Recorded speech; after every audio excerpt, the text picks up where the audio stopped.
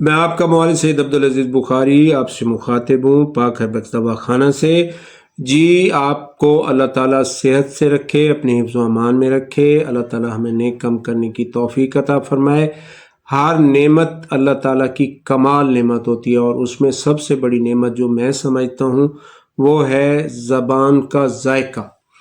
آپ دیکھیں کہ اللہ تعالیٰ نے ہمارے کھانے کے لیے آنکھیں دیکھنے کے لیے، کان سننے کے لیے، ناک سونگھنے کے لیے، سانس کے لیے، باقی اعضاء جو ہے وہ دوسرے کاموں کے لیے، جیسے ٹانگیں چلنے کے لیے، بازو کام کرنے کے لیے، دماغ سوچنے کے لیے۔ تو آپ دیکھیں اس میں جو لذت کا پہلو چھپا ہے وہ آپ کی زبان ہے۔ آپ کو جو اللہ تعالیٰ کی نعمتیں ہیں، جو آپ کھاتے ہیں، اس کا جو ٹیسٹ آتا ہے وہ آپ کی زبان آپ کو دیتی ہے۔ لاکھوں سینسر زبان پر لگے ہوتے ہیں جو آپ کے ٹیسٹ کو ریئلائز کرواتے ہیں کہ یہ کھٹا ہے، یہ میٹھا ہے، یہ کڑوا ہے، یہ پھیکا ہے، اس کی ایسا ہے، یہ ویسا ہے، یہ ساری چیزیں۔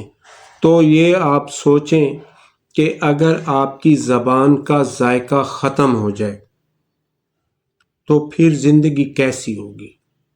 ویسے تو ہر نعمت کا اللہ تبارک تعالیٰ کی بارگاہ میں کروڑوں بار انسان کو اس کا شکرانہ کرنا چاہیے۔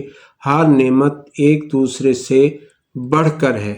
اللہ تعالیٰ نے جو ہمیں عطا فرمائی ہیں، آنکھیں دیکھ لیں، کان دیکھ لیں، دماغ دیکھ لیں، صحت سے متعلق اللہ تعالیٰ نے جو ہمیں عطا فرمایا ہے اس کے بارے میں ہمیں ہمیشہ شکرانہ کرنا چاہیے۔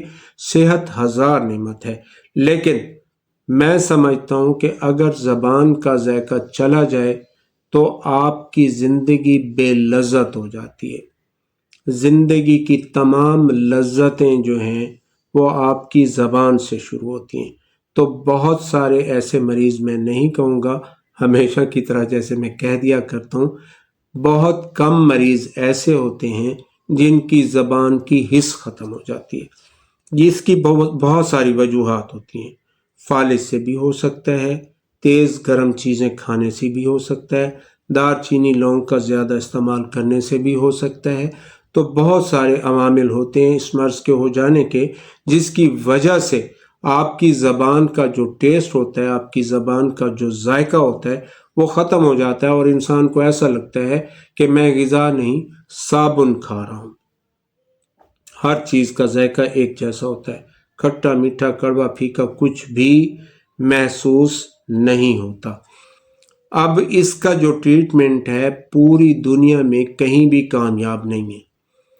وہ آپ کے سینسر جو ڈیڈ ہو جاتے ہیں کسی وجہ سے، ان کو دوبارہ ایکٹیویٹ کرنا ڈاکٹری علاج میں ناممکن سی بات ہے۔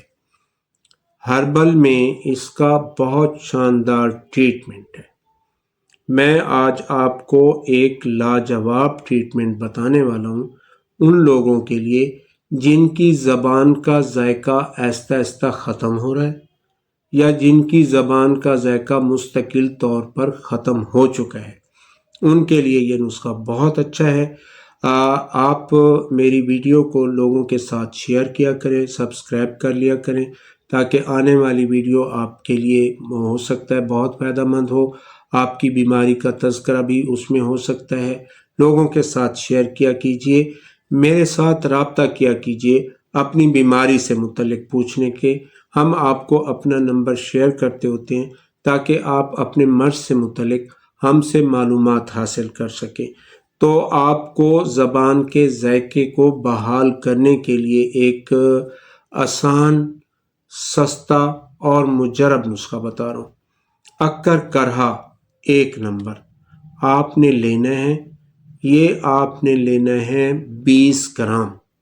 اس میں 3 گرام فلفل سیاہ، یہ دونوں چیزیں آپ نے باریک پیس لینی ہے اور کپڑ چھان کرنا ہے، یعنی مثل غبار۔ یہ آپ نے دن میں 2 بار زبان کے ارد گرد ملنا ہے۔